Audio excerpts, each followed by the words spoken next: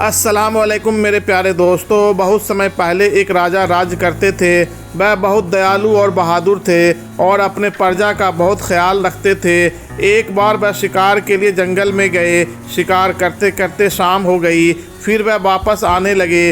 वापस आते समय उन्होंने देखा कि एक औरत जंगल में रो रही है। राजा उसके पास गए और उन्होंने औरत से पूछा, तुम कौन हो और यहाँ जंगल में क्या कर रही हो? फिर वह औरत बोली, मेरे पति ने मुझको यहाँ छोड़ दिया है। अब मैं क्या करूँ, कहाँ जाऊँ, कुछ नहीं समझ आ रहा है। राजा ने देखा औरत बहुत खूबसूरत है। राजा उस औरत पर मोहित हो गए। उन्होंने कहा, अगर तुम चाहो तो मुझसे शादी कर सकती हो और मेरे महल में मेरे साथ रह सकती हो। वह औरत भी राजा की बात मान गई और राजा के साथ उसके महल में गई। शादी करके वह महल में रहने लगी। कुछ दिनों बाद राजा बीमार पड़ने लगे। वह दिन ब दिन ज़्यादा बीमार होने लगे।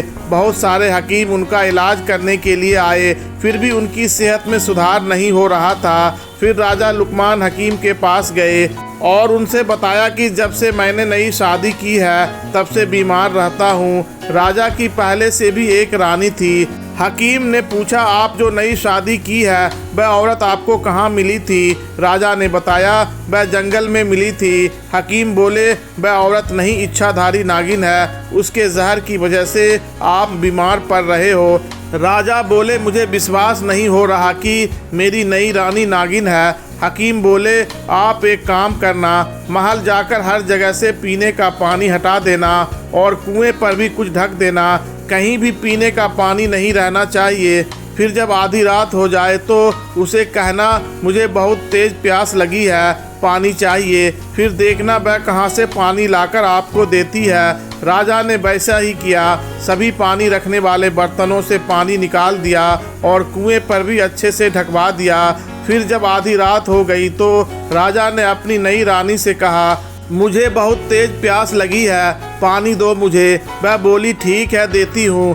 फिर वह बिस्तर पर सोए सोए एक हाथ में गिलास लेकर पानी ढूंढने लगी। वह बिस्तर से ही अपना एक हाथ लंबा करके पूरे घर में पानी ढूंढने लगी। सभी पानी वाले बर्तन में पानी ढूंढा पर पानी नहीं मिला। फिर वह अपना हाथ कुएं की तरफ बढ़ाई, वहाँ भी कुछ ढका हुआ था तो पानी नहीं मिला। फिर उसने अपना हाथ बहुत दूर बह रही नदी की ओर बढ़ाया और वहाँ से पानी लेकर राजा को दिया। राजा यह सब चुपके से देख रहे थे। वह बिस्तर से उठी भी नहीं और नदी से पानी ला दी। अब राजा को यकीन हो गया कि यह औरत नहीं बल्कि नागिन है। रात भर राजा डरते डरते गुजारे। सुबह होते ही वह हकीम के पास पहुँचे और बोले, मुझे यकीन हो गया है कि वह औरत नहीं नागिन है, अब मुझे उससे बचाइए। हकीम बोले, आप आज अपनी पहली पत्नी से कहना, चलो चलते हैं समुद्र देखने। जब आप ऐसा बोलेंगे तो नई बाली भी कहेंगी मुझे भी चलना है। फिर आप नई बाली को भी साथ में ले लेना। इसके बाद हकीम ने राजा को सब कुछ समझा दिया कि क्या करना है। राजा ने वैसा ही किया। महल जाकर अपनी पहली रानी से बोले, चलो चलते हैं समुद्र घूमने। नई बाली रानी भी वहीं थी। उसने कहा, मुझे भी समुद्र देखना है। राजा बोले, ठीक है, तुम भी चलो। अगले दिन सब समुद्र के पास पहुँचे।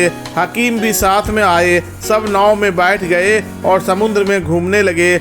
जब सब बहुत दूर पहुंच गए तो राजा ने कहा, यह समुद्र बहुत गहरा है, आज तक किसी ने भी इसकी गहराई का पता नहीं लगा पाया है और न ही कोई लगा पाएगा। यह सुनते ही नई रानी बोली, मैं समुद्र की गहराई का पता लगा सकती हूँ।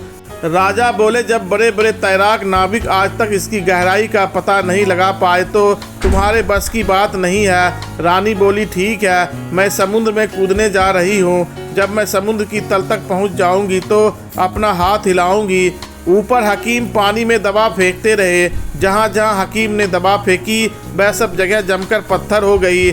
जब उस नागिन का पैर समुद्र तल तक पहुंचा तो उसने अपना हाथ हिलाना शुरू किया, लेकिन हकीम की दवा से वह वहीं जम गई। कहा जाता है वह आज भी अपना हाथ हिलाती है। राजा ने हकीम को अपना जीवन बचाने के लिए धन्यवाद कहा और उन्हें खूब सारा इनाम दिया। फिर राजा अपनी पहली रानी के साथ खुशी खुशी रहने लगे। प्यारे दोस्तों, कहानी आपको कैसी लगी? अगर अच्छी लगी हो तो कमेंट बॉक्स में अपनी राय का इजहार ज़रूर करना और हमारे चैनल को लाइक और सब्सक्राइब करना बिल्कुल ही न भूलना और पास में दिए गए बेल आइकॉन बटन को भी प्रेस कर देना ताकि हमारी इस तरह की अगली आने वाले वीडियो की नोटिफिकेशन आप लोगों तक बआसानी पहुंचती रहे।